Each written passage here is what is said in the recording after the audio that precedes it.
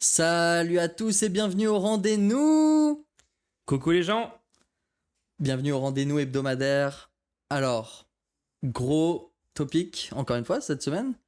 Parce que là, on a quand même une énorme catastrophe climatique, moi, je le trouve. C'est horrible. C'est horrible les gens parce que le Prosecco est en péril. Le Prosecco risque de disparaître à cause du changement climatique. On va en discuter. On a ensuite des notes Twitter, une nouvelle feature mise en place par la plateforme qui, en fait, sous prétexte de lutter contre la désinformation, pose quelques soucis qu'on abordera. La fin des trottinettes électriques en libre service à Paris. Ça, moi, j'ai clairement un avis là-dessus. On pourra débattre si c'est une bonne ou une mauvaise nouvelle. Et les prises Tesla, pareil. Les prises pour les voitures Tesla deviennent un standard industriel. Pareil, bonne, mauvaise nouvelle, on va voir ça. On verra.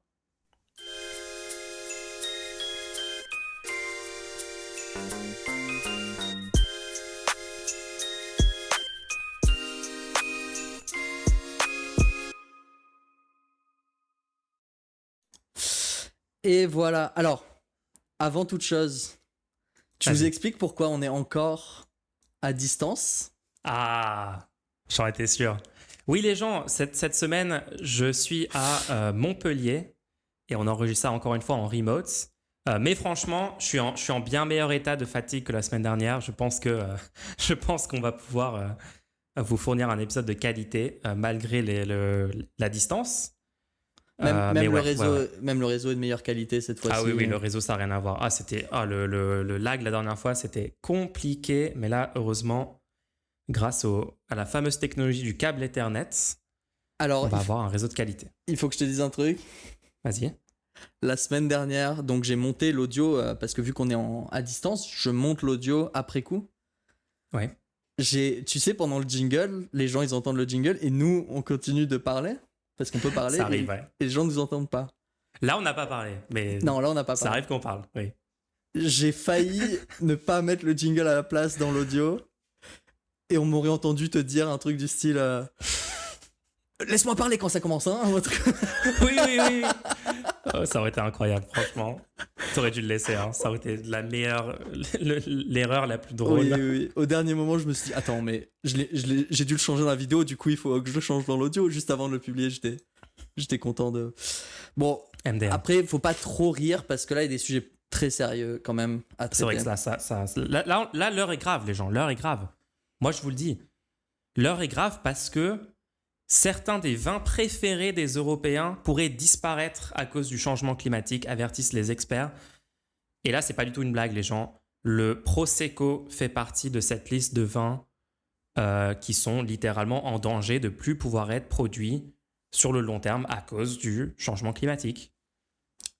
Non, là on est allé trop loin. Là les gens se rendent pas compte le changement climatique, les conséquences. Ouais, toutes les conséquences jusqu'à maintenant, bon, voilà, c'est un petit peu chiant, mais le Prosecco, les gens, vraiment, on va laisser faire, on va laisser faire ça, c'est pas possible. C'est pas possible. Et moi, je pense, ok, ce qui est super intéressant avec ce genre d'infos qui peut évidemment, là en blague, hein, ça peut paraître un petit peu drôle d'aborder ça, alors qu'il y a des conséquences qui littéralement atteignent des millions de vies et causent des migrations de masse, des choses comme ça. Mais ce qui est super intéressant avec cette info-là, c'est que, en fait, ça diminue le niveau de vie d'absolument tout le monde, le changement climatique. C'est pas seulement une question de confort de certains, etc. Enfin, je suis désolé, ça peut paraître anodin, mais les gens qui consomment du Prosecco, notamment, je sais pas, en Europe, bon, c'est très populaire, hein, notamment dans la fameuse boisson Spritz, consommée par beaucoup de jeunes notamment. Mais voilà, enfin, c'est un truc. Notre vie va s'empirer, notre vie à tous et toutes va s'empirer sur plein de petits aspects comme ça à cause du changement climatique.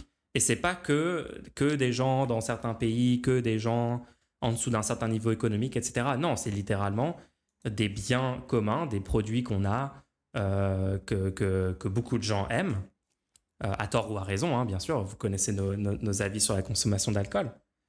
Mais voilà, Je pense que c'est important de souligner aussi des petites infos comme ça, quoi. Qu'on le veuille ou non, c'est ce que tu dis, mais qu'on le veuille ou non, il y a des gens dont le train de vie fait que une des pires choses qui pourrait leur arriver, c'est que certaines boissons dont ils passent la moitié de leur journée à évaluer le goût, la température, tu vois ce que je veux dire? Bien sûr. Pour ces personnes-là, c'est un des pires trucs qui pourrait leur arriver. Et moi, je trouve ça débile, hein, personnellement, parce que bon, il faut relativiser un peu. Il y a des gens qui vont littéralement avoir une impossibilité de vivre là où ils ont vécu toute leur vie. Oui. Mais nous, ce qu'on essaie de dire à chaque fois qu'on parle du changement climatique, c'est que dans le cadre d'une élection, par exemple, quand vous êtes en train de négocier, si vous êtes ultra riche et que vous vous dites, ou même un peu riche, ou que vous pensez riche, tu vois. Ouais, même aisé, genre même dans le top aisé. 10% et que tu des dis, plus oui, aisés mais, en France. Oui, mais là, je vais avoir 15% de plus d'argent parce que je vais pas devoir payer les impôts, etc. Juste rendez-vous compte qu'il y a des choses que vous ne pourrez plus jamais avoir si jamais vous ne faites pas passer des lois, en gros des actions politiques qui permettent de lutter contre le changement climatique, etc. Et même si vous êtes hyper aisé, etc. Donc, la valeur monétaire, elle, vous pouvez la calculer facilement en regardant les programmes de chaque candidat. Mais ça, c'est un biais cognitif, c'est que vu que c'est assez compliqué de calculer la valeur que tu vas perdre à cause d'un changement climatique, les gens, c'est pas évident pour eux de se dire il y aura plus de degrés, donc il va y avoir tous ces impacts-là. Et ben on l'oublie quand on fait nos calculs, quand on regarde pour qui on veut voter, etc.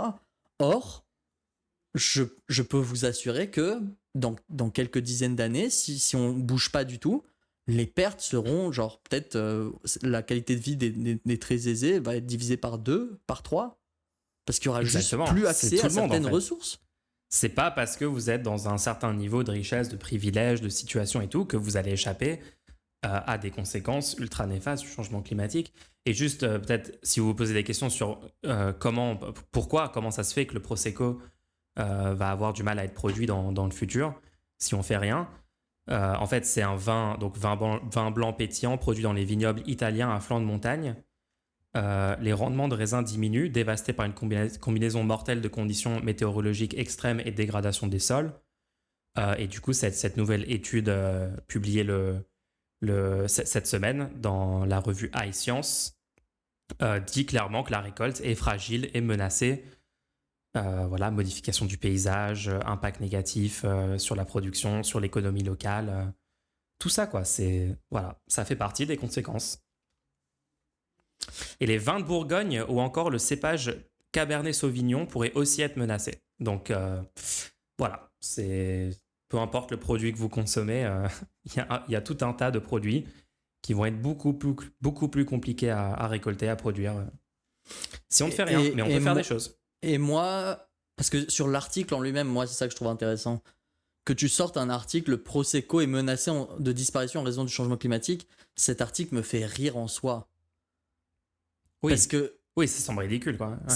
Franchement, il y a des pays entiers qui vont être sous la mer. L'Inde, la moitié de la population sera dans des zones où toute une partie de l'année, ça sera littéralement impossible de vivre d'ici quelques décennies. Ça dépend des estimations, mais... Mais ce qui va faire cliquer les gens pour lire l'article, c'est que leur vin préféré va disparaître. Et leur petite boisson qu'ils aiment, le petit spritz qu'ils aiment prendre le vendredi soir entre potes. Voilà, quoi. Le fait est que, pourquoi pas ?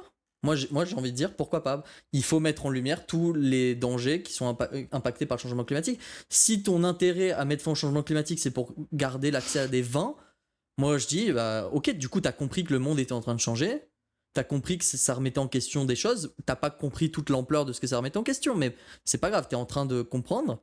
Et si c'est ça qui te mène à te dire, faut faire gaffe quand même parce que ça va avoir un impact sur ma vie, moi je dis, ce genre de news, il faut les répandre aussi. Eh oui. Totalement d'accord. Et on est en train de le faire. C'est ça. Bien dit. Après, qu'est-ce que tu penses du Prosecco ? Le Prosecco, qu'est-ce que j'en pense ? Franchement, un spritz de temps en temps... Avec modération. Le goût, ça passe. Après, Après, en ce moment, je consomme hyper J'en- peu d'alcool. Genre, Moi, j'ai ça fait un jamais bon moment que consommé celui-là. Jamais consommé. Je crois une fois, j'ai bu du vin rouge et j'ai juste été écœuré. Et j'ai plus jamais Ah. testé. Ouais, ça se comprend. Tu veux qu'on parle? On peut parler de la culture du vin en France, hein, parce que moi, Wow, attends. je suis vachement en désaccord avec. On se garde ça si les gens posent la Ok, question. je donne juste la take. La take, c'est le vin, c'est tellement surcoté. Genre, c'est tellement Oula. overhyped pour rien. C'est dangereux ça. Au sens large. Et je le pose là et on va même pas Alors élaborer, tu vois, je le justement, dis. si vous voulez savoir, si vous voulez connaître notre avis sur le vin. Non, juste j'explique le fonctionnement de l'émission, c'est qu'en fin d'émission, après avoir parlé des actualités, donné un peu nos avis, etc., nous avons une section pendant laquelle nous répondons aux questions des internautes qui décident de faire des dons. Parce que pour la viabilité de ce programme, de ce podcast, si ça vous plaît, vous pouvez faire des dons. Et si ça vous intéresse, vous pouvez aussi poser des questions en même temps que votre don. Donc pour faire le don, vous pouvez aller sur lerendez-nous.fr directement.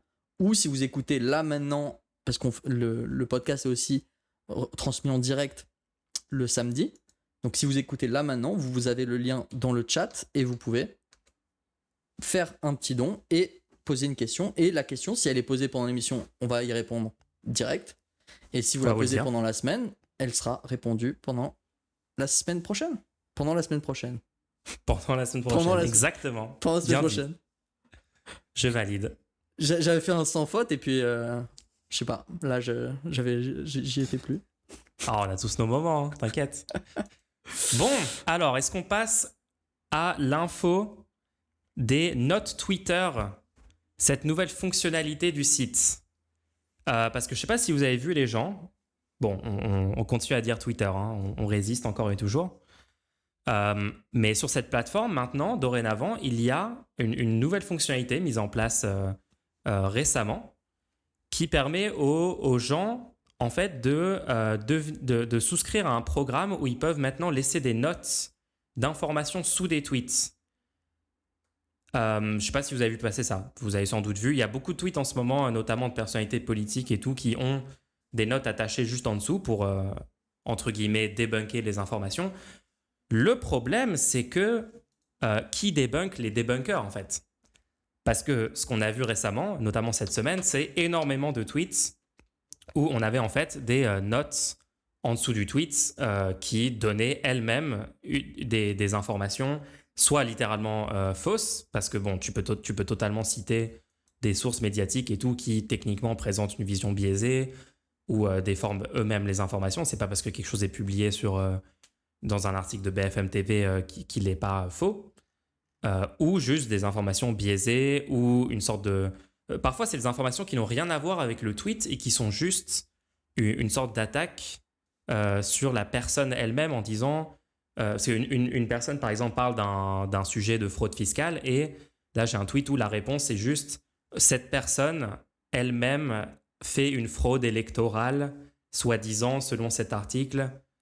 Donc, c'est même pas quelque chose qui... Le contexte ajouté par les lecteurs, ça s'appelle le contexte ajouté par les lecteurs, la feature. Le contexte n'ajoute pas du contexte, en fait. Ça n'a juste rien à voir avec le tweet. C'est juste une information supplémentaire dont le but est de décrédibiliser la personne elle-même, ce qui constitue un sophisme. Hein. C'est, au lieu de répondre à ce que la personne dit, tu essayes de ternir la réputation de la personne en rappelant un fait sur la personne et pas sur le tweet lui-même, quoi. Donc voilà, c'est pas franchement surprenant vu la tournure politique qu'a pris Twitter ces derniers mois, notamment depuis évidemment l'acquisition par Musk. Mais voilà, apparemment, beaucoup de ces réponses, beaucoup de ces contextes ajoutés semblent être quand même du fait de gens assez orientés politiquement, de militants de droite ou d'extrême droite.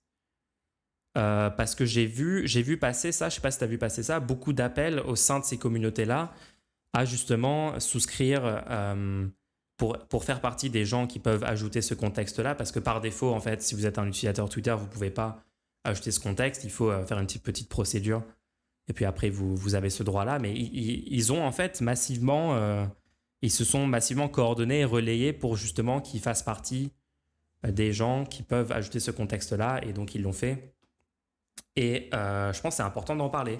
Parce que souvent, on a cet aspect sur les plateformes de neutralité. Dès lors qu'il y a une fonctionnalité un peu officielle avec un petit encadré propre, où il y a écrit les utilisateurs ont ajouté du contexte important pour comprendre le tweet. Et ça donne vraiment une esthétique du fact-checking, une esthétique de la vérité et en plus, qui est assez trompeuse. Et en plus, à la base, ce genre d'encadré, c'était fait par des gens payés par la plateforme, dont c'était le métier. Après, c'était un peu approximatif, mais au moins, c'était pas des avis, c'était vraiment la personne. Si un truc allait pas, c'est soit la personne s'était trompée, soit elle a eu des ordres ou des trucs comme ça. Mais c'était la plateforme qui était vraiment responsable. Là, c'est vraiment des utilisateurs qui sont dans un certain privilège pour créer cet encadré.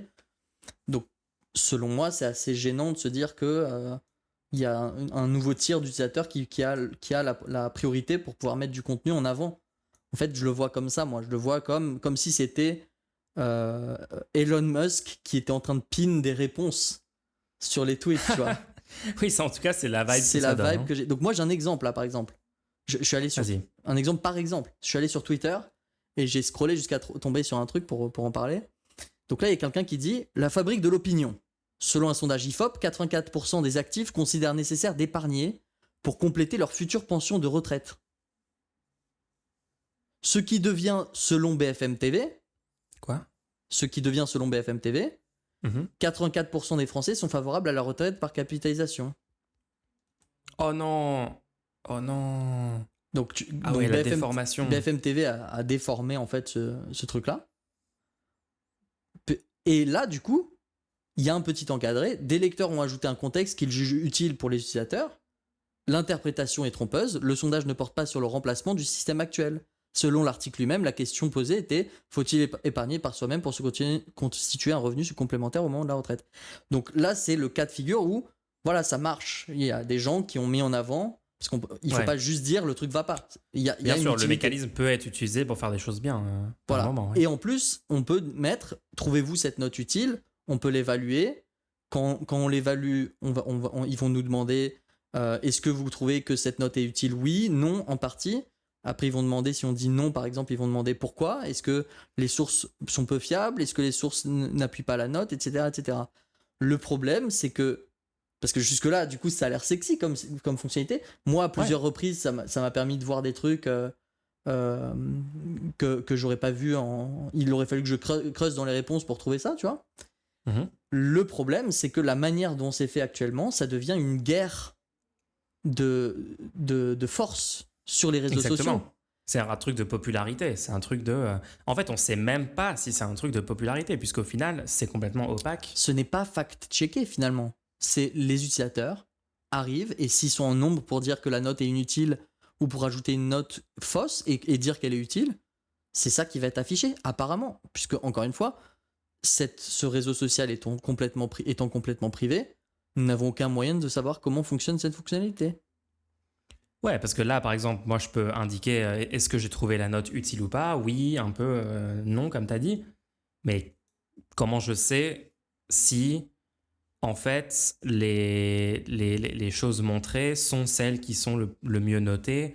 Et puis, même si ça marche réellement comme ça, en mode il faut que ça soit le truc qui fait consensus au sein du plus de gens, bah, en fait, qu'est-ce qui empêche un raid de gens extrêmement biaisés d'un certain bord politique d'arriver en masse et de dire oui, ce contexte est utile et voilà. Enfin, après, ça devient, comme tu as dit, exactement un rapport de force, un nombre contre nombre, et on sait très bien que c'est pas parce qu'un avis est partagé par des millions de personnes ou est plus populaire qu'un autre avis que l'avis est plus pertinent. Juste pour qu'on comprenne un peu mieux la fonctionnalité, je vais lire un peu ce que dit Twitter. Donc la fonctionnalité note de la communauté est un moyen collaboratif de garantir une meilleure information des utilisateurs. Les contributeurs sont des personnes comme vous. Tout utilisateur de Twitter dont le compte respecte les critères peut s'inscrire pour apporter son aide. Tous les contributeurs ont de suite la possibilité d'évaluer des notes et obtiennent au fil du temps la possibilité d'en rédiger. Les notes ne sont pas choisies par la majorité. La fonctionnalité note de la communauté identifie les notes jugées utiles par et pour des personnes ayant des points de vue différents. Wow. Ce n'est pas Twitter qui choisit ce qui est affiché, mais les utilisateurs. Et waouh, le dernier point est plus grave, selon moi, que ce qu'on dit. C'est-à-dire que la plateforme met à disposition une fonctionnalité qui permet de mettre en avant des points de vue, mais ne garde pas un contrôle dessus en disant que c'est pour garantir une meilleure information. C'est pas une meilleure information si c'est les utilisateurs qui la créent, puisque c'est déjà du contenu créé par les utilisateurs, le tweet à la base. Oui. C'est, ouais. Et donc, les cohérent. notes ne sont pas choisies par la majorité, je répète quand même, parce que ça, du coup, c'est encore pire que ce qu'on disait jusqu'à maintenant. Parce que nous, on croyait que c'était la majorité qui déterminait. Non, les notes ne sont pas choisies par la majorité. La fonctionnalité notes de la communauté identifie les notes jugées utiles par et pour des personnes ayant des points de vue différents. J'ai hyper peur que ça crée une bulle et que ils vont t'afficher des notes qui correspondent à tes croyances. Si j'ai bien compris, du coup. Je sais pas. Ah oui, tu demandes est-ce que tous les utilisateurs voient les mêmes notes affichées? Bah oui, il y a marqué, elles ne sont pas choisies par la majorité. La fonctionnalité notes de la communauté identifie les notes jugées utiles par et pour des personnes ayant des points de vue différents. Attends, ça c'est super bizarre. La formulation par est exemple, étrange. Ouais, faudrait voir ce que ça veut dire. Moi j'ai un exemple là sous les yeux. Sandrine Rousseau qui tweet « On peut se moquer d'une photo d'une moue surjouée. Il n'empêche qu'un président américain a été arrêté pour fraude électorale. Ça en dit long de la faiblesse de nos démocraties face à ceux qui disent mener une bataille culturelle et qui ne protègent que leur argent. » Voilà, donc on parle de la fraude électorale de Trump. Et le contexte ajouté par les lecteurs en dessous, c'est « Sandrine Rousseau est actuellement visée par une enquête pour fraude électorale. » Avec un article Le Point. Donc quel rapport ? Une enquête a été ouverte pour inscription indue sur une liste électorale par déclaration frauduleuse ou faux certificat à l'encontre de l'élu écologiste. Donc, ok, une enquête ouverte. C'est un article qui date de quand d'ailleurs ? D'accord, assez récent. D'accord, j'avais pas vu cette info, mais quel rapport avec ce tweet de Sandrine Rousseau ? C'est tout simplement une attaque ad hominem en fait. Parce que, ok, peut-être que elle, on n'en sait rien, on verra ce que donne l'enquête, peut-être que... Mais ça n'a aucun rapport avec son c'est message légitime, à elle. mais aucun rapport avec son message à elle. Donc, c'est pas un ajout de contexte qui aide les gens à comprendre ce qu'elle dit, pas du tout. C'est quelque chose pour décrédibiliser la personne, qui est juste ajouté en dessous de son tweet et qui est présenté comme un truc officiel, alors qu'avant, ça aurait été juste une des réponses de quelqu'un qui n'aime pas trop Sandrine Rousseau, qui serait en dessous à rappeler des choses sur elle et sur son contexte à elle, quoi. Bref, voilà, juste pour que vous soyez au courant que prenez avec un grain de sel ces notes de la communauté parce que imaginez un journal parce dans que lequel ça a l'air officiel que c'est vrai. Imaginez un journal dans lequel il y a marqué fact-checking. Genre, par exemple, Jean-Luc Mélenchon dit il y a 8 millions de personnes en situation de pauvreté en France. Fact-checking, 2 points. Jean-Luc Mélenchon est toujours sous procédure judiciaire pour détournement de fonds lors de la campagne de 2017. Oui, est-ce que ce serait une information pour qui Je pense que tu viens de lire un tweet qui existe en fait. À mon avis, ça existe. Donc, est-ce que on changerait pas de sujet parce que... Ouais, vas-y, prochaine news. Parce que en vrai, est-ce que toi tu vas, pour finir ce sujet, est-ce que toi tu vas y aller sur le... Ah oui, moi moi je me suis inscrit au programme pour pouvoir participer à ça. Birdwatch, ça s'appelle, t'es au courant ça ? Attends, vraiment ? Ils ont appelé, le codename c'est Birdwatch. Operation Birdwatch initiated. Sauf que le réseau social ne s'appelle plus Twitter. Ah. Ouais, la décision n'est pas claire du coup sur le renommage. Je pense qu'il y a des désaccords au sein de l'entreprise visiblement. Mais oui, moi je me suis inscrit pour y participer. Vaut mieux en faire partie que pas en faire partie. Je sais pas à quel point je l'utiliserai, mais peut-être que j'essaierai quoi. Hein. En tout cas, quand il y a des mécanismes comme ça sur des réseaux sociaux mainstream, je pense que il faut pas laisser ces choses-là à des bords politiques qui veulent lutter pour des choses un peu idéologiques, pour du conservatisme bête et méchant ou des bords politiques qui proposent des choses néfastes pour la société. Il faut pas les laisser avoir le monopole sur ces outils-là, quoi. Il faut quand même y participer de la même façon que on participe sur des réseaux sociaux mainstream avec lesquels on a des désaccords dans leur fonctionnement, dans leur politique, dans leur impact, etc. etc. hein. Ok. Ouais, Moi, ils me disent qu'il faut que j'ai un numéro de téléphone associé à mon compte pour faire ça, donc je verrai. Petit moyen de récupérer tes infos personnelles aussi. Oui, alors, changeons de sujet maintenant. On revient dans le vrai monde. Ah, Parce que là, on était... on déconnecte du virtuel. Voilà. Les trottinettes électriques en libre service à Paris, c'est fini. C'est fini les gens. Alors, on savait déjà que c'était la fin parce que il y a eu cette votation il y a quelques mois où les Parisiens et les Parisiennes ont décidé qu'on n'allait plus avoir des trottinettes électriques en libre service. On parle bien du coup des services comme Lime et les autres compétiteurs de Lime qui proposent, voilà, à l'aide d'une application, le fait de se déplacer en trottinette électrique. Donc, c'est pas l'interdiction de toutes les trottinettes électriques. Je pense que les trottinettes des particuliers sont toujours autorisées. Mais en tout cas, c'est les opérateurs. Donc, c'est Lime, Tir et Dot qui ont perdu leur autorisation d'occupation de l'espace public après la votation début avril. Parce que quand même, dans cette votation, le non l'avait emporté avec 90% des voix des gens.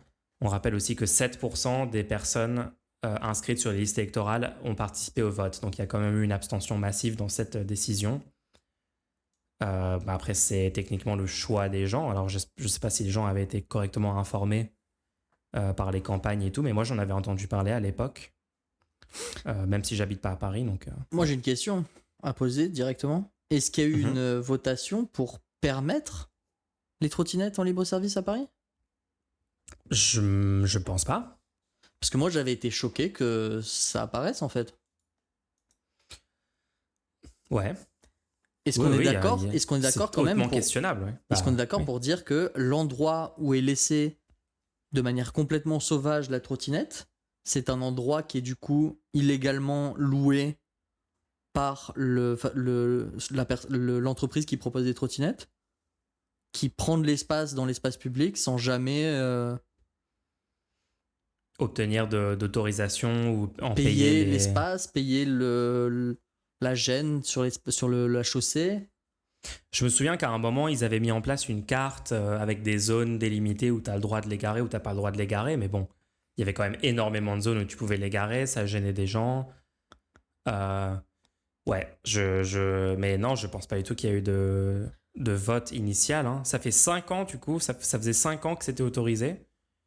5 ans de présence controversée.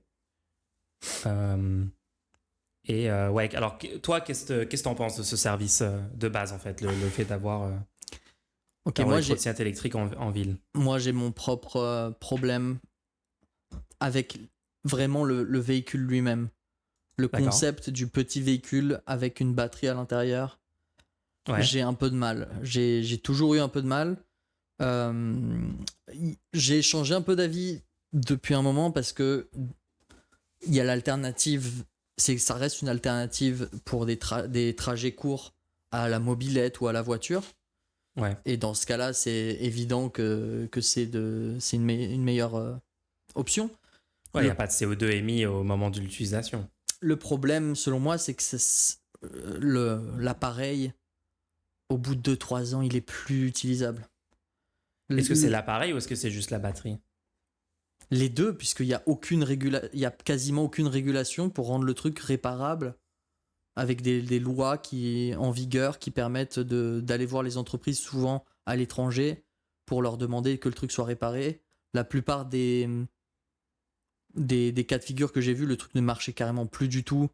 Et c'était pas que la batterie, c'était vraiment, il y avait un problème technique parce que c'est des systèmes assez complexes au final pour faire fonctionner tout ça. Oui, puis dès lors que tu as un truc utilisé par des milliers et des milliers de personnes, où ça tourne entre les mains de tous les utilisateurs, la durée de vie de l'objet... Le véhicule lui-même. Pas sa que en libre fabrication et service. Pas que en libre service. ouais. Le concept même de la trottinette électrique ou d'autres véhicules électriques de petite taille comme ça. C'est très complexe. T'as un moteur électrique assez high-tech dedans pour que ça soit assez efficace, pour que ça ait du sens. Moi, sur 2 proches que je connais, je sais que ce genre de de raisonnement ne va pas très loin. Mais sur 2 proches que je connais qui en ont obtenu, qui en ont acheté, ils ne s'en servent plus aujourd'hui parce qu'ils ne fonctionnent plus ou ils ne fonctionnent plus correctement. Mhm. Donc le problème, c'est que la construction même de ces appareils, c'est pas juste un bout de métal comme on avait avec des trottinettes standards. Il y a le métal, mais il y a aussi énormément de ressources minières pour faire les batteries et même pour faire le cerveau. Il y a un petit écran des fois, il y a un GPS. Ça me semble assez over-engineer pour ce que c'est.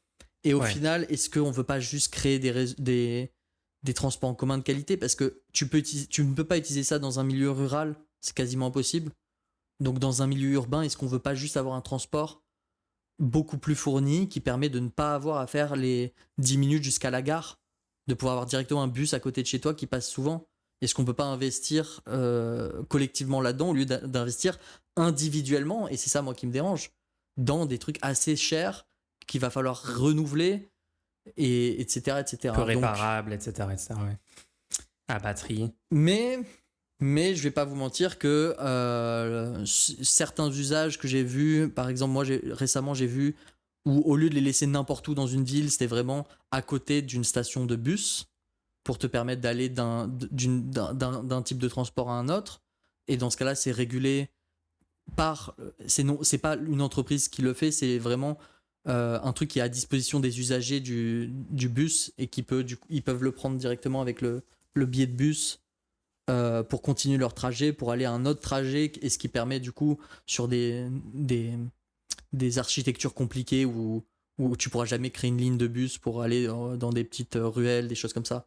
Du coup, ça peut être utile. En règle générale, je suis plutôt opposé au véhicule lui-même et complètement au concept de libre service qui au final laisse des trucs un peu partout dans les rues. En tout cas, dans la pratique, l'usage était catastrophique et je pense que les gens seront d'accord là-dessus. Je voyais des gens à 4 dessus. À 4 sur une trottinette Lime? Ouais. Ok, j'ai déjà vu 2, je sais pas si j'ai vu 4. Ah ouais, c'était une catastrophe. Et c'est dangereux aussi. C'est techniquement. Il y a un petit amalgame où c'est une trottinette, et la trottinette est considérée comme un véhicule piéton. Tu es considéré comme un piéton à trottinette. Mais c'est une trottinette électrique. Donc maintenant, tu es censé être sur la voie comme un vélo. Et quand il n'y a pas de voie de vélo, tu es littéralement sur la route. Ouais, t'es avec les sur voitures la route et tout. avec ce petit véhicule avec 2 toutes petites roues. Je pense que tout le monde avait vu passer la vidéo du gars sur la trottinette sur le périph qui allait à 60 à l'heure. Non mais tu comprends qu'avec 2 petites roues comme ça, et d'un seul coup ton véhicule est considéré comme devant aller sur la route, c'est soit dangereux pour toi quand t'es sur la route, soit dangereux pour les passants quand t'es à 60 km/h sur la chaussée. Le nombre de fois il y a des gens qui disent pardon, alors que non, casse-toi, t'as rien à faire sur le trottoir à 60 à l'heure. Tu laisses les gens vivre. Ouais, non, je comprends. Ouais. Et il y a eu un mouvement des trottinettes électriques hyper puissant, où moi j'ai une trottinette qui est pas électrique et il y a des gens qui m'ont demandé où je l'avais acheté parce qu'ils cherchaient une trottinette électrique. Où les gens deviennent choqués quand t'as une trottinette standard qui je dois leur expliquer qu'elle est pas électrique. À chaque fois je leur dis non mais celle-là est pas électrique. Ils me disent ah parce que moi je voulais m'en acheter une électrique. Oui, parce que maintenant c'est devenu ça dépend où hein, mais dans certains cercles quand tu dis juste trottinette on pense direct à la trottinette électrique tellement c'est populaire quoi. D'ailleurs je suis rentré. Ok, juste anecdote, aucun rapport avec la news. Vas-y. Je suis allé à la salle de sport avec ma trottinette sur mon épaule, comme ça. La personne à l'entrée m'arrête, me dit « Wow, vous avez pas le droit de rentrer avec votre trottinette !» Je dis « Quoi ?» Les trottinettes sont interdites complètement.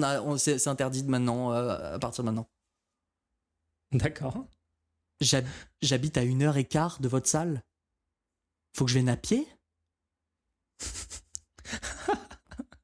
Et la personne c'est un peu abusé. La personne savait pas comment répondre. Elle disait genre non mais il y a eu des abus, vous pouvez pas. J'ai dit ma trottinette n'est pas électrique et je vais la plier, la mettre dans le casier. Elle dit ah bon ça rentre dans le casier. J'ai dit bah oui je fais ça à chaque fois genre genre tu vois c'est quoi cet état, ce cas de figure complètement fou? Mais oui, bien sûr, il y a des gens qui sont arrivés avec une mobilette qu'ils ont appelée trottinette. À mon avis, c'est ça le passif, tu vois ce que je veux dire? Ils sont arrivés avec une non, mobilette. c'est une personne il y a du vécu derrière. Ils l'ont quoi. branché dans le vestiaire. C'est ça.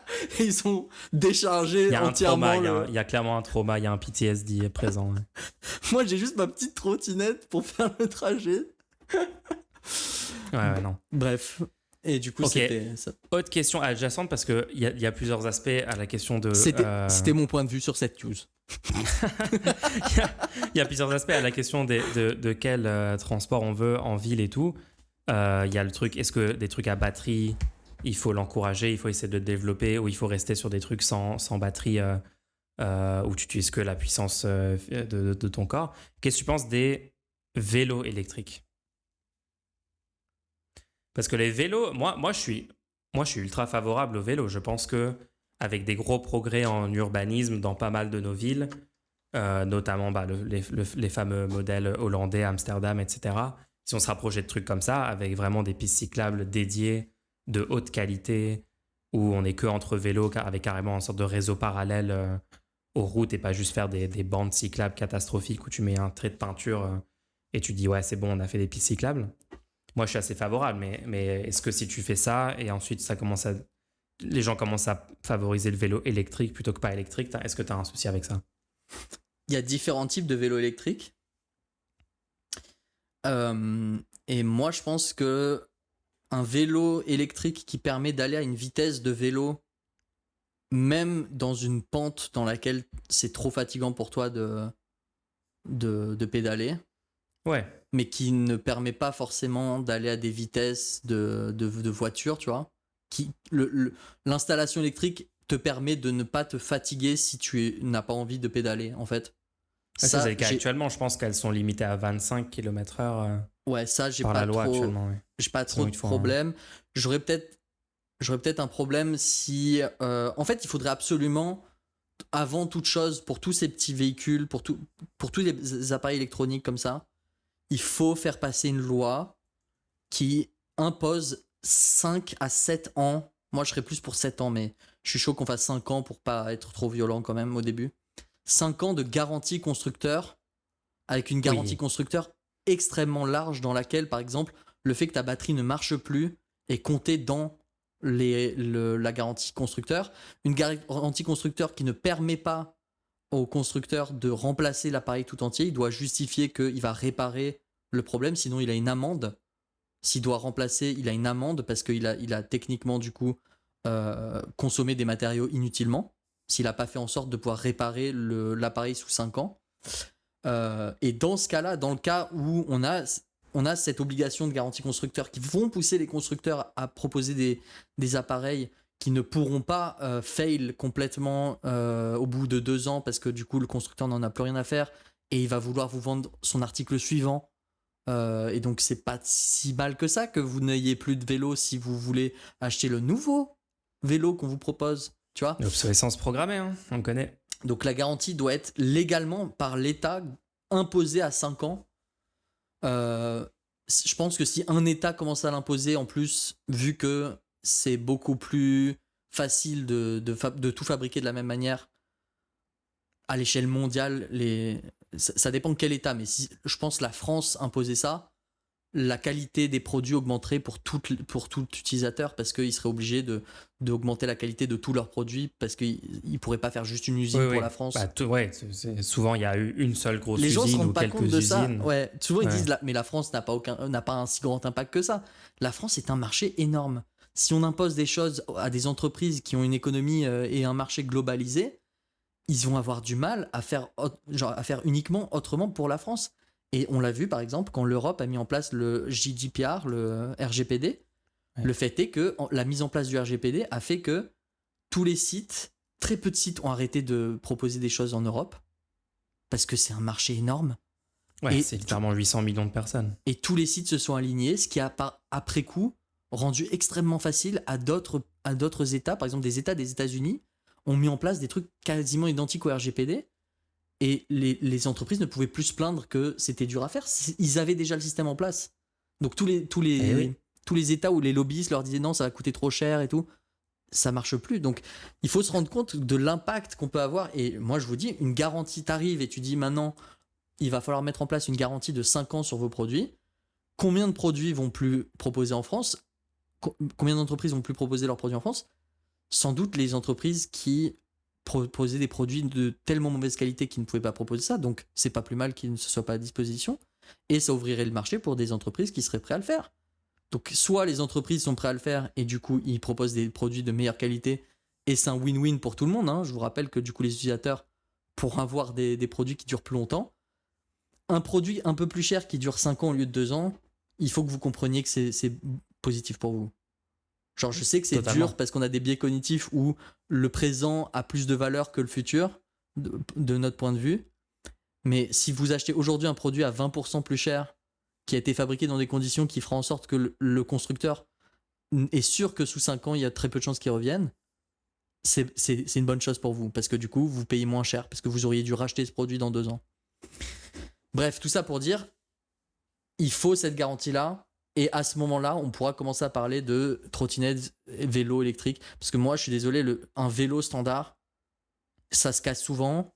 Et il y a une culture autour du vélo qui est telle que tu peux aller à des réparateurs de vélos, les pièces sont hyper connues. Tu crèves, tu peux réparer très facilement. Tu peux toi-même kits, le réparer, même dans des... Il y a des centres... Alors, j'ai fait un truc trop cool, tu peux accrocher ton vélo verticalement et le réparer toi-même avec tous les outils à disposition. Il y avait ça dans une ville. C'était assez stylé. Oui, et puis enfin, voilà, ça fait des centaines d'années qu'on fait des vélos. Voilà. Si ton vélo pète à cause d'un truc électronique... C'est tried and true, comme on dit. Si ton vélo pète à cause de trucs électroniques et que du coup, tu peux plus l'utiliser, tu dois en racheter un parce qu'il n'est pas fait de manière réparable, etc., etc. Là, je trouve que c'est un pas en arrière. Ouais, sur certains aspects, totalement. Voilà. Ouais. Alors, pour conclure la news, nous avons tourné la page trottinettes, explique à l'AFP Xavier Miralles, directeur des affaires publiques de Lime. Et donc, apparemment, ils vont envoyer toutes ces... Et là, ils sont en train de faire le tour de la ville. Là, j'ai vu une vidéo. Et l'entreprise Lime, notamment, sont en train de ramasser toutes les trottinettes, les remettre dans le camion. Et par contre, il y a un tiers des 5000 trottinettes de l'entreprise TIR, des autres aussi, j'imagine, qui vont rester en Île-de-France parce qu'en fait, cette votation, elle s'applique pour Paris, la ville de Paris elle-même. Donc, pour les banlieues et tout. Ils vont les répandre un peu je partout. pense qu'il y en a pas mal qui vont être remises dans les banlieues environnantes.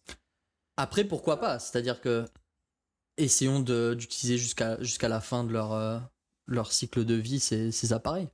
Bah oui. Ah oui, c'est sûr qu'il vaut mieux ça que ce soit mis à la casse. Je suis sûr, il y a plein d'éléments qui sont pas recyclables et tout, donc ouais. Mais voilà, donc c'est la petite info de la semaine. Les opérateurs misent sur un report de leurs clients vers les vélos en libre service, déjà proposés par chacun, parce que ces entreprises ont aussi des services de vélo en libre service, pareil. Vélo en libre service, qui devrait leur permettre d'éviter, au moins dans l'immédiat, des licenciements. Les vélos en libre service, c'est déjà mieux parce qu'il y a des espaces dédiés aux vélos. Et pourquoi pas. Ouais, l'urbanisme est déjà un peu plus adapté. Ouais. Par contre, attends, il y a un truc, on n'a pas parlé sur ce service-là. Aussi. Le coût du service. Moi, j'ai utilisé une fois dans ma vie un truc Lime parce qu'il y avait des amis, on était tous, c'était le plan, on a tous utilisé le truc. Le prix, je sais plus, j'ai payé genre presque 10 € pour un trajet vraiment pas long et je voyais le compteur sur l'appli augmenter en fait, c'est méga cher et l'entreprise, c'est encore un truc où l'entreprise collecte toutes les données, c'est combien tu fais de distance exactement, on ne sait pas ce qu'ils font avec ces données, enfin vraiment il y a tout ce modèle économique là de Lime et tout, moi je le trouve très malsain, hein. Donc c'est une bonne chose que ça diminue et que j'espère que ça va se reporter sur du transport en commun et sur des trucs un peu plus sains, quoi, parce que vraiment c'était de l'arnaque, hein. Lime, je suis désolé, mais c'était de l'arnaque. Ouais, venez, on fait les transports en commun gratuits. Puis voilà. Transports en commun, let's go. Je rappelle pour les transports en commun, désolé, il faut que je le rappelle à chaque fois, mais c'est tellement central pour comprendre le malaise du système actuel. On paye déjà 85% environ du coût de tous les transports en commun dans le pays, on le paye déjà par nos impôts. Ça veut dire que quand vous achetez un ticket de tram dans une ville, vous achetez vous payez un Navigo, etc. Ça, c'est seulement 15% des coûts qui sont financés par la vente de billets, de titres. D'ailleurs, On peut juste passer à 100% de financement par l'impôt. Vas-y. La semaine prochaine, on est de retour en présentiel ensemble. Ah, ça va faire du bien. Mais je dois payer mes tickets aller-retour de RER. Bien vu. Donc, n'hésitez pas à faire des dons pour le... N'hésitez pas à poser Pour des le questions, podcast. les gens. On est là pour répondre à toutes vos questions. Et ça se passe sur Ko-fi pour les dons. Merci. Je passe à la news suivante. Donc, on revient sur du Musk. Mais cette fois-ci, c'est le fait que dorénavant aux États-Unis, au moins aux États-Unis, les prises de recharge de voitures Tesla deviennent un standard. D'accord. Deviennent le standard industriel pour recharger des voitures. Donc, il faut comprendre que jusqu'à présent, les voitures Tesla ayant été lancées assez tôt dans l'univers des voitures électriques, au moins pour à un niveau de consommateur en fait, Oui. Tesla eux-mêmes ont eux-mêmes commencé à installer des bornes publiques pour les utilisateurs Tesla pour recharger leur voiture. Et ils avaient dit qu'ils seraient prêts à partager leur technologie pour le bienfait de la planète et pour que tout le monde puisse utiliser cette technologie, etc. Pourquoi pas? Mais jusqu'à maintenant, la technologie n'était pas rendue ouverte en fait. Il y avait un patent dessus, il y avait un brevet, donc c'était pas le cas. Donc ils l'avaient dit il y a très longtemps, mais c'était pas le cas. Et les autres constructeurs automobiles, eux, utilisaient un standard qui avait été proposé. Mais il y avait d'autres voitures qui utilisaient des trucs pas standards. Bref, c'est assez compliqué. Il faut comprendre que sur les recharges de voitures, il y a plusieurs... c'est pas juste une prise que vous branchez chez vous, parce qu'il y a plusieurs vitesses de rechargement. Le but, c'est que la voiture soit rechargée le plus vite possible. Mais du coup, une simple prise dans votre salon, par exemple, ne permettrait pas d'amener toute cette puissance directement dans la voiture. Donc c'est pour ça que les prises, elles sont spéciales, parce qu'elles permettent justement de taper dans des puissances assez élevées qui sont disponibles, hein, mais qui ne sont pas disponibles sur n'importe quelle prise. Et récemment, et justement, Tesla a officiellement rendu ça ouvert aux autres constructeurs automobiles. Ok. Et en parallèle, les États-Unis ont décidé que c'était officiellement le nouveau standard, et tous les constructeurs automobiles ont dit ok, c'est bon. Donc il y a eu un déblocage instantané, et apparemment tout le monde veut mettre en place le fait que ce soit le même connecteur. D'accord. Personnellement, Ok. je pense que c'est une très bonne chose, parce qu'on parle juste du connecteur, les gens. On parle juste d'une prise, on parle d'un format de prise où on peut, avec mâle, femelle, tu vois, le fait de brancher quelque chose. Et le fait que tu puisses pas, quand tu t'arrêtes dans un stand pour recharger la voiture, tu dois avoir un truc pour tu sais, un adaptateur. Voilà. Pour une voiture qui va sortir des puissances énormes, ton adaptateur, s'il est de mauvaise qualité, ça va commencer à cramer. Bref, c'est pas une bonne idée, tu vois. L'idéal serait qu'on ait tous la même prise, et c'est ce qui est en train le fonctionnement le plus logique. Hein. Voilà. Ouais. Et c'est ce qui est en train de se passer. Et moi, je pense que c'est une bonne chose. Après, c'est Tesla qui propose ça. Donc, il y a certains qui disent que ça va mettre Tesla en avantage sur le marché, et du coup, c'est pas bien, parce que du coup, Tesla, ils vont avoir un lead là-dessus, puisqu'ils ont déjà eux-mêmes construit plein de trucs. Moi, je pense que ils ont déjà le lead, et là ça va juste permettre aux autres constructeurs d'utiliser l'infrastructure et de proposer une infrastructure disponible pour toutes les autres voitures électriques. Donc je trouve que c'est une bonne chose.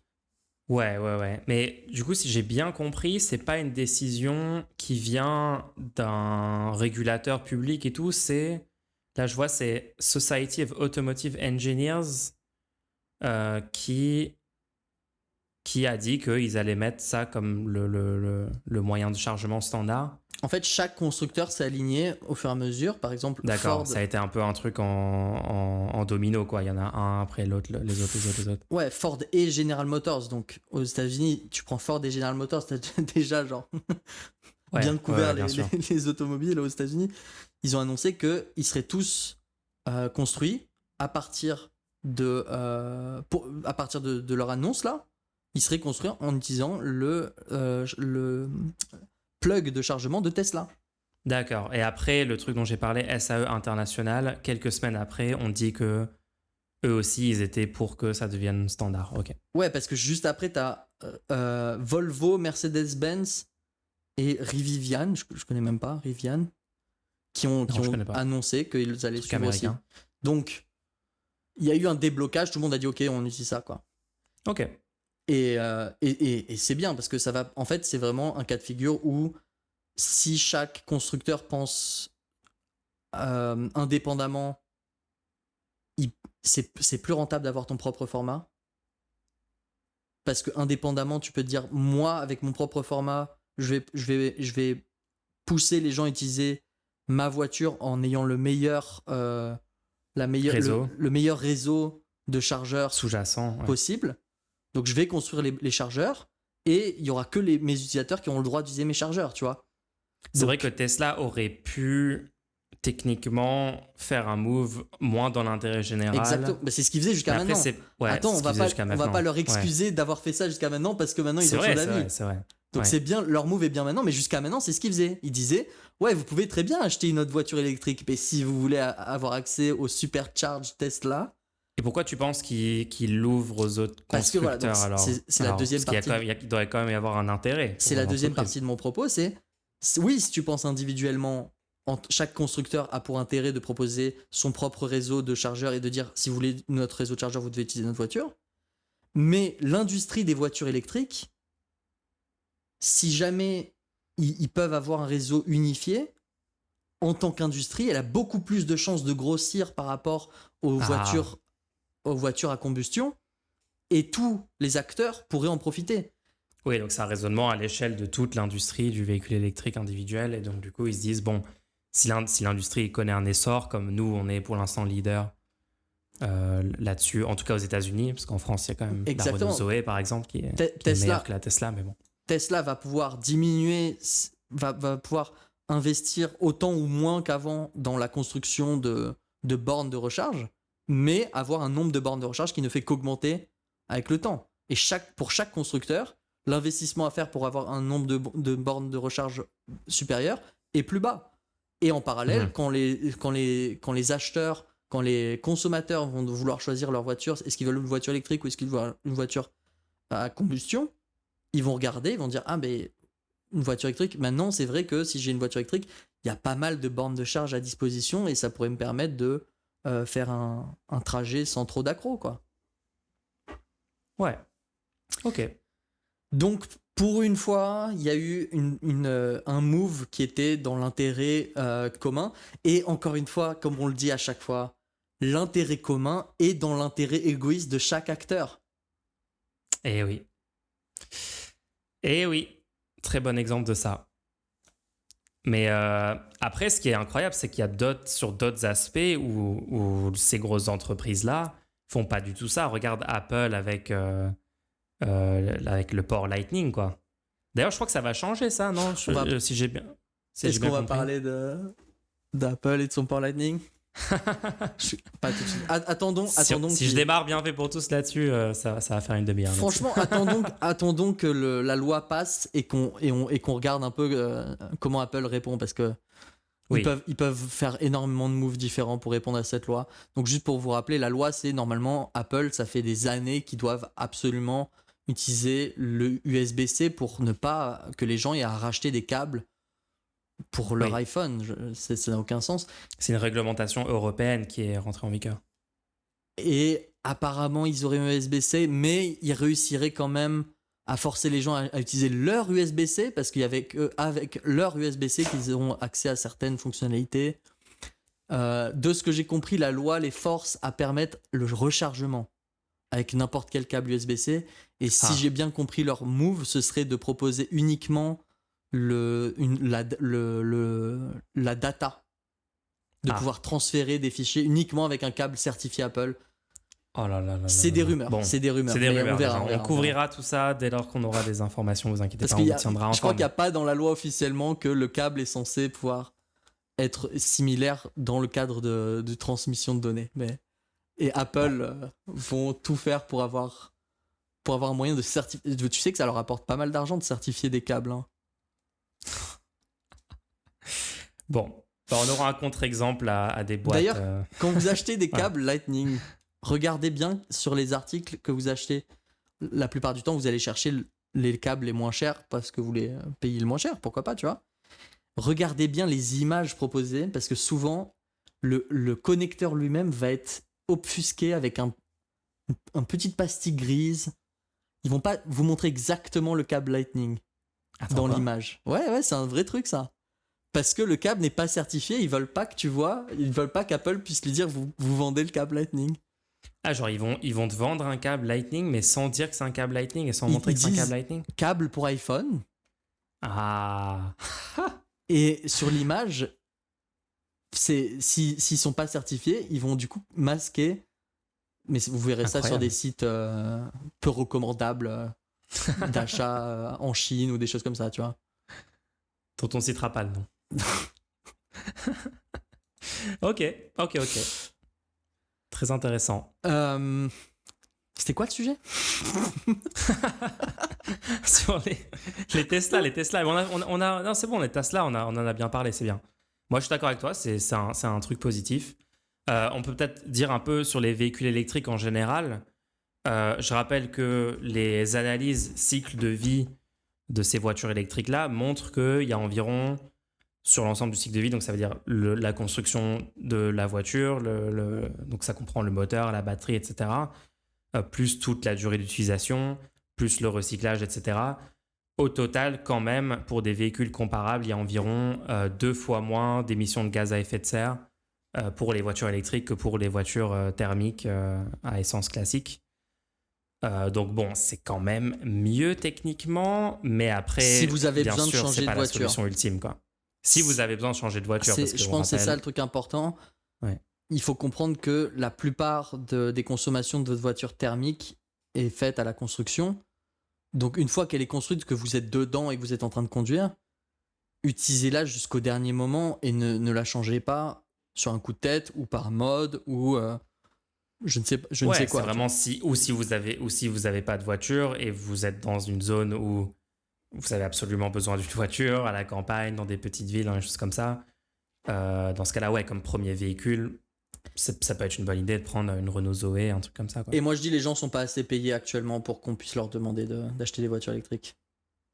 Ah ouais, non, mais le coût de posséder une voiture individuellement est catastrophique. Je pense qu'il Même- faut même absolument augmenter les salaires en parallèle d'augmenter les prix des voitures combustibles. Je pense pas. Oui. Je pense que c'est pas une bonne idée de subventionner les voitures électriques. Ouais. Je ouais, pense ouais, qu'il je faut vois ce que tu veux augmenter les dire. salaires de tout le monde et en parallèle augmenter parce que du coup le coût de la vie va diminuer et en parallèle augmenter le prix des voitures qui sont à énergie combustible pour que ça revienne au même du point de vue d'un ménage d'acheter une voiture thermique avant et après le changement. Sauf que du coup, le fait d'acheter une voiture électrique, pour le coup, là, va être diminué. Mais on n'a pas Ouais. juste donné de l'argent à des entreprises random. Parce que sur la manière dont fonctionne le truc de faire des subventions comme ça, moi, je trouve que c'est un peu étrange. Par exemple, Renault, il y a une grosse subvention. Est-ce qu'on préfère pas donner aux gens et les gens l'utilisent pour acheter le truc parce qu'ils ont les moyens plutôt que donner à J'avoue que le l'entreprise? concept de subventionner des boîtes privées qui peuvent, si elles le décident, Augmenter les prix? augmenter les prix et même décider où vont les bénéfices, donc pas forcément les réinvestir dans l'entreprise ou augmenter les salaires ou quoi, mais carrément les distribuer aux actionnaires en dividendes. Voilà, c'est un petit peu questionnable, quoi. Comme, est-ce que c'est vraiment le fonctionnement économique optimal qu'on veut pour augmenter le pouvoir d'achat des gens? Ça me semble assez inefficace par rapport à ce que tu as dit, ouais. Ouais. Est-ce qu'on passerait pas au segment questions-réponses? Et oui, les gens, alors continuez à poser vos questions, hein, si vous voulez, on en a 2-3. Mais allez-y, les gens, vous pouvez encore le faire. Alors, une question. L'État doit-il avoir le monopole... Attends, réponds d'abord à la question qui a été faite là tout de suite. Ah, il y en a une? Attends. Ah, trop bien. Attends, cool. Je pense que la réponse est juste non, mais je veux t'entendre là, y répondre. Ok, attends. Comptes-tu faire un événement IRL à Montpellier? Ok, attends, quand tu fais un événement. Je pars ce soir, donc ça va être difficile. Je pars littéralement juste après l'enregistrement de ce podcast. Non, IRL, non, il n'y avait pas le temps, Une autre fois. Réponse non. Pas super Mais question. merci pour la question. Non, N'hésitez pas à poser des questions, j'ai on pas peut aimé cette développer. question. Prochaine question du coup. L'État doit-il avoir le monopole sur l'éducation et supprimer les écoles privées et les écoles privées sous contrat? Alors ça, j'ai trouvé intéressant cette question, parce que je trouve que c'est une dichotomie qu'on fait un peu trop souvent. Le fait de dire que la suppression des écoles privées, c'est que l'État aurait le monopole sur l'éducation. Moi, je suis pas d'accord avec ça. Hein. Je pense qu'on peut supprimer les écoles privées, diminuer le temps obligatoire à l'école publique, Oui. rendre l'école publique obligatoire pour tous, et sur le temps que tu as en plus, tu peux t'éduquer dans un cadre privé. Oui, c'est-à-dire c'est pas le monopole donné à l'État, c'est juste que il y a une option publique gratuite d'éducation. Non, c'est pas une option. qualité. Pour moi, ça doit être obligatoire jusqu'à Oui, obligatoire, 16 ans pour tout obligatoire jusqu'à un enfant certain d'aller à âge, l'école bien sûr. publique gratuite. Pourquoi? Parce que du coup, ça permet. Parce que, en fait, ok. Est-ce qu'il n'y a pas un droit à ce que quand tu parles à quelqu'un, il ait juste des bases dans ton pays dans lequel t'es? C'est une bonne idée, hein. C'est Non, quand même plutôt une bonne idée. Ok. En tant que principe, genre. Tu marches dans la rue. T'as envie que quand tu parles à des gens, il y a un minimum, il y a des bases de connaissances en commun, quoi, où les gens peuvent échanger en partant du principe que ton interlocuteur connaît un certain nombre de choses élémentaires. Donc, En vrai, je suis assez d'accord. En partant de ce principe, du coup, il y a une base publique. La base publique d'éducation, moi, je suis pour qu'elle soit plus démocratiquement discutée. Oui. Je trouve qu'on ne discute pas assez des programmes. Je veux bien qu'il y ait un conseil de gens, de sachants, etc., qui mettent au point les trucs et tout, mais il faut au moins qu'il y ait des petits garde-fous où on peut discuter des programmes. Par exemple, les programmes de philo qui changent sur un coup de, genre sur un claquement de doigts, du jour au lendemain, on parle plus du tout d'un sujet, et du jour au lendemain, on parle d'un tout nouveau sujet, et ça veut dire que toute une génération aura entendu parler d'un sujet, tu vois. Ouais. Je trouve ça bizarre qu'on soit pas plus impliqué dans ce genre de discussion-là. Au moins, ça devrait être un sujet d'actualité plus présent, parce que là, on entend le truc une fois que c'est fait, tu vois. Ouais, c'est ça. C'est ça. Et même moi, je pense que tout le monde adore donner ses recommandations et les modifications que lui voudrait voir, lui ou elle voudrait voir au système éducatif et dire ah, faudrait parler moins de ça, plus de ça, etc. Donc bien sûr, je vais participer à ça et bien sûr, je veux que ça soit décidé démocratiquement. Donc je le proposerai dans ce contexte-là. Mais moi, je suis quand même de l'avis qu'il y a plein d'informations assez basiques sur la gestion de ta vie citoyenne dans le pays. Je sais pas, sur le fonctionnement d'une banque, sur le fonctionnement d'un prêt immobilier, sur même genre ton rôle de citoyen. La nutrition. T'as totalement raison, la nutrition, et on est sous-informé là-dessus à l'école publique. Je sais pas, les arnaques, l'esprit critique au sens large, l'esprit critique appliqué de façon concrète. La logique. Aux mécanismes présents dans la société actuelle. La logique. La logique. Le raisonnement logique. Moi, j'ai parlé avec des gens qui croyaient que la logique était une idéologie. Quoi? Attends, comment ça marche? Ok, on en reparlera dessus. D'accord, ok. Non, mais oui, il y a plein de choses. Enfin, je pense qu'il y a dans certains domaines, on enseigne. Il y a des trucs, c'est très bien et tout, mais voilà, ça manque parfois de choses qui te permettent de survivre en fait dans le monde actuel. Il y aurait beaucoup de mises à jour à faire, quoi. Ouais. Mais du coup, Je pense que tout le monde est d'accord. pour revenir à la question, oui, moi je suis pour pour qu'on interdise les... Ah, attends. Pour qu'on interdise complètement les écoles privées en tant qu'alternative à l'école publique. Ça ne veut pas dire que ces institutions ne peuvent pas exister et proposer des cours en dehors des heures de cours publics et juste proposer des enseignements tant que c'est pas de la désinformation, moi il n'y a pas de souci, quoi. Oui, s'il y a des énormes cas de désinformation, etc., il faut quand même qu'il y ait un certain regard sur le fait d'apprendre des choses à des enfants de 8 ans, tu vois. Le fait de mettre des enfants de 8 ans Oui. dans une salle et leur parler pendant 4 heures, je pense que l'État doit avoir un certain regard sur ce qui se passe dans ce cadre-là, tu vois. Mais Bien ce sûr. serait plus...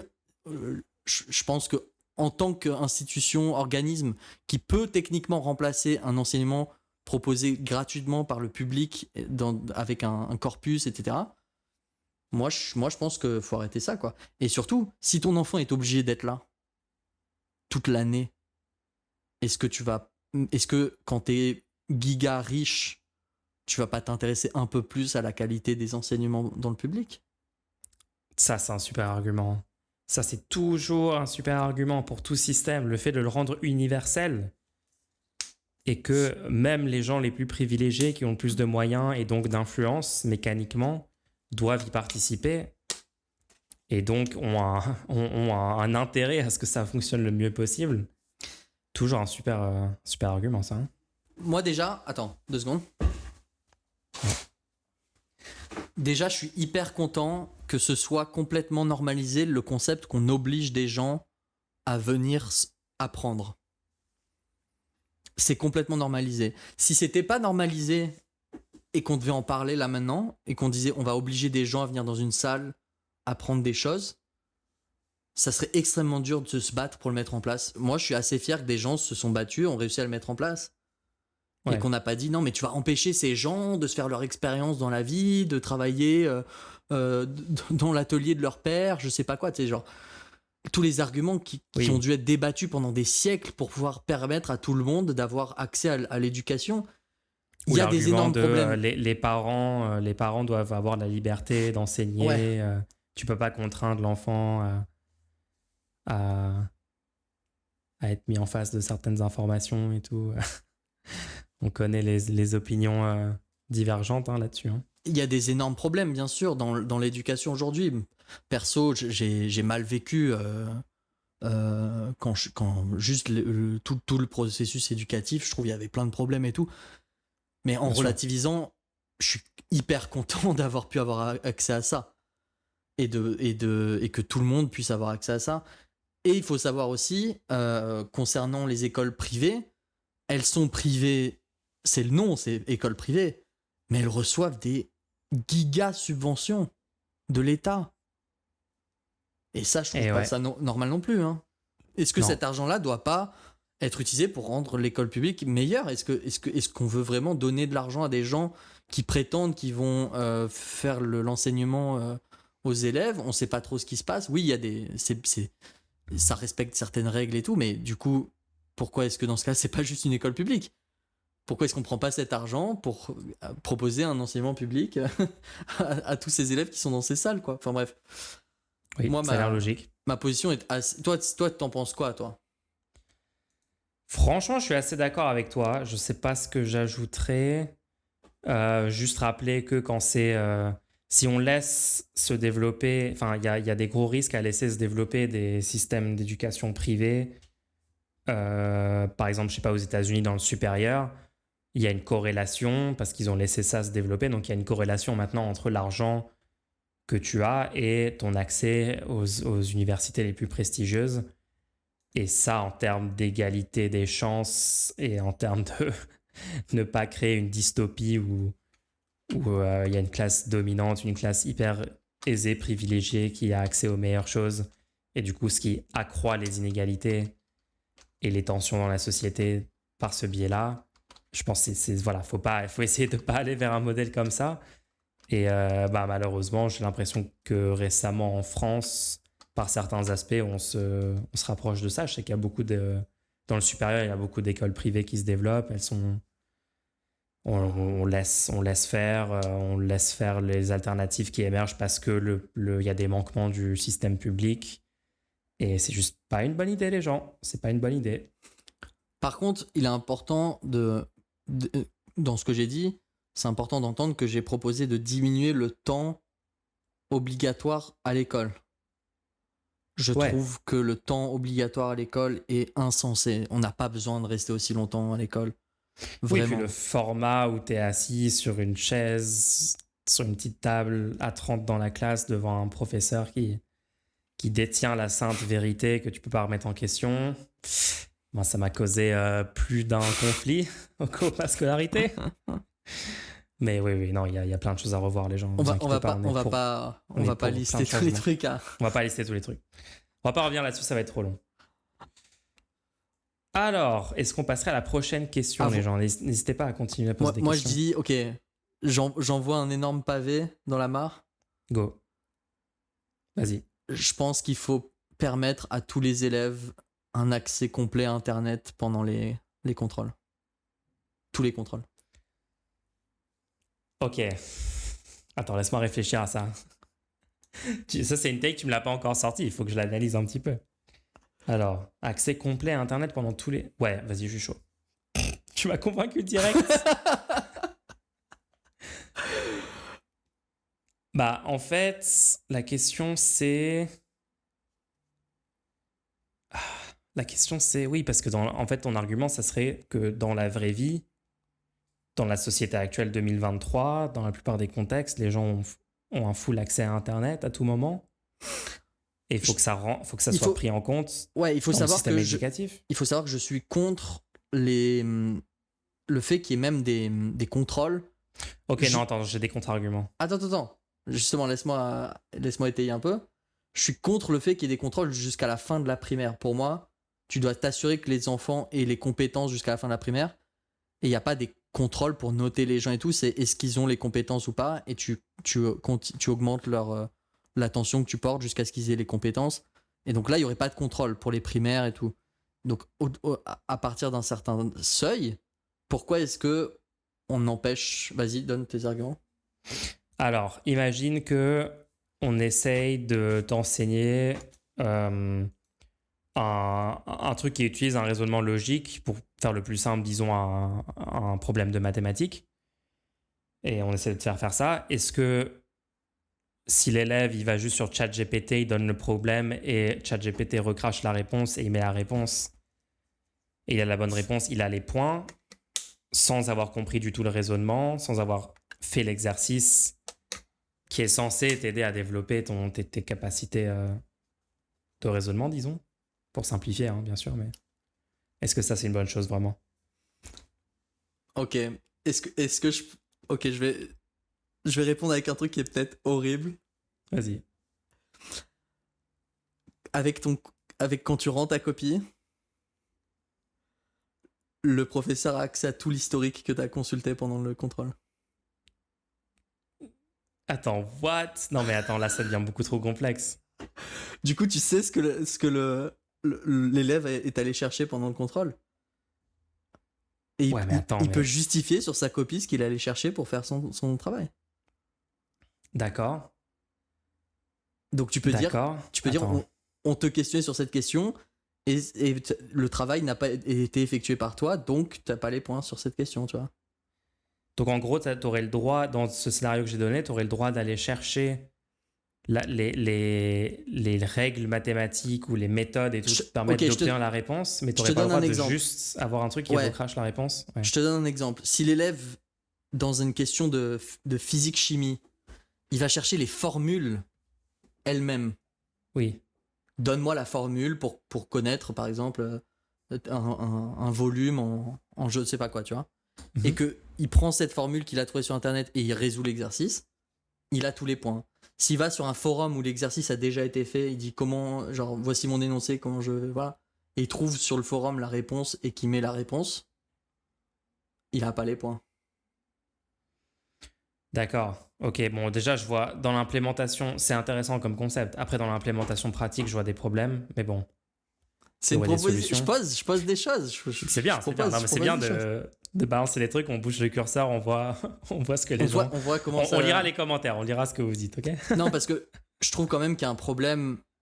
Il y a une trop. En fait, il commence à y avoir un seuil trop grand entre les compétences qu'on teste et les compétences nécessaires dans la vie quotidienne.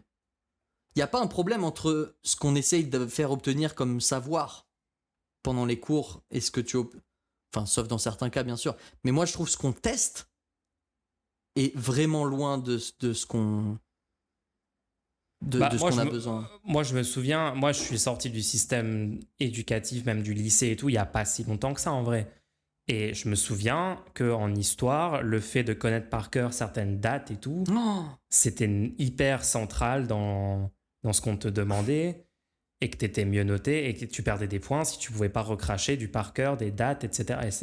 Et je sais, j'ai eu une conversation récemment, les gens me disent non, mais c'est plus comme ça, mulch et tout, mais ok, moi c'était comme ça il n'y a pas tant d'années que ça.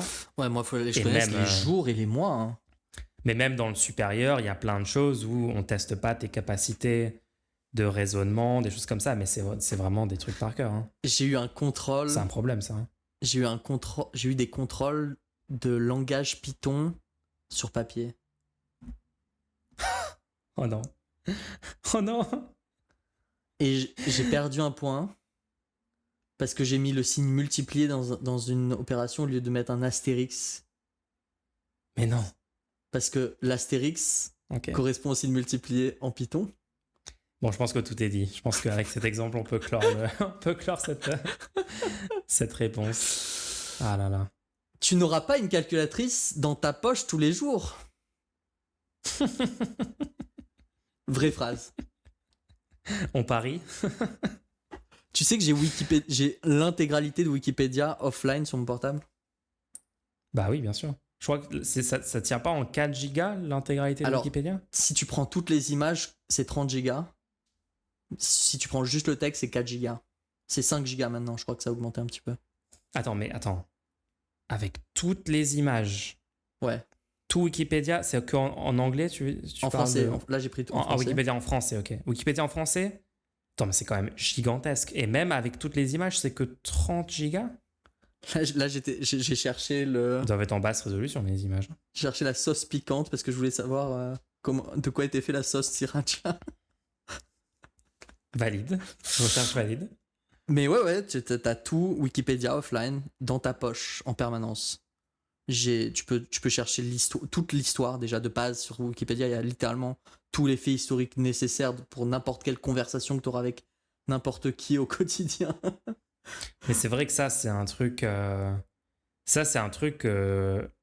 encore anecdotiquement, hein, mais des générations qui n'ont pas grandi avec Internet ont du mal à prendre en compte ce changement assez majeur que maintenant on a l'entièreté des connaissances humaines dans nos poches, disponibles en quelques secondes. Et parfois, ça donne des conversations Ouais, intéressantes. récemment, je voulais savoir comment s'appelait le château qui a inspiré le château de Versailles. Ok. Parce que, en gros, l'histoire, c'est le roi, il est arrivé dans le château d'un proche ou je sais pas quoi. Il a dit, attends, il est trop stylé, c'est pas juste, moi je suis le roi, il faut que j'ai un truc plus stylé que ça, tu vois. Ouais. Et du coup, je me suis juste dit, non mais attends, aujourd'hui on a des super pouvoirs, je peux juste, là j'ai dans ma poche, je peux trouver instantanément de quoi il s'agit. Et on se rend pas compte, on n'a pas assez de gratitude pour ça. Vous savez que quand quelqu'un voulait avoir une information, il devait prendre sa voiture et aller à la médiathèque, aller devant... Encyclopédia Britannica. Non, aller demander à la personne où est-ce qu'est le rayon histoire et machin, rentrer dans le rayon, chercher l'encyclopédie. Si c'était pas dans l'encyclopédie, il devait aller chercher le livre sur histoire du 18e siècle français, version corrigée de 1964, tu vois. Il devait ensuite aller à l'index du livre, chercher le mot château, tu vois, château, regarder les châteaux un par un parce qu'on sait pas lequel c'est du coup. C'était ça le quotidien des gens. Hein. Si vous voulez des informations, si vous vous plaignez de l'exposé que vous avez dû faire quand vous étiez en primaire, Je connais pas votre âge. Peut-être vous avez dû le faire de cette manière-là.